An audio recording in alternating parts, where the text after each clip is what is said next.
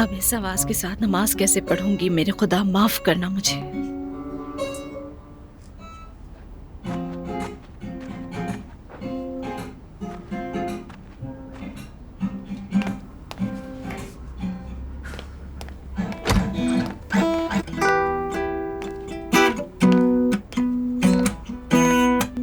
मेरी जान, मेरी जान, क्या तुम इसे बंद कर सकते हो? तुम जानते हो इससे हमारे पड़ोसी भी परेशान हो सकते हैं। नहीं मुझे नहीं लगता, आवाज इतनी ज्यादा तो नहीं है। मेरे लिए बंद कर सकते हो इसे? मेरा मतलब, मैं नमाज पढ़ने की कोशिश कर रही हूँ। मेरी नमाज बहुत डिस्टर्ब हो रही है। खुदा ना करे मुझ पर अजाब ही ना आ जाए। गिटार बजाने की वजह से अजाब? नहीं रूहान, इस वजह से नहीं।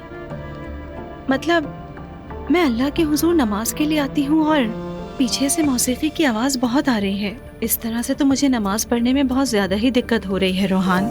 ठीक है मेरी जान, ठीक है, माफ करना, मैंने ये नहीं सोचा था। तुम नाराज नहीं होना? नहीं मेरी जान, मैं क्यों नाराज होऊंगा? जाओ तुम नमाज पढ़ लो। ठीक है, शुक्रिया।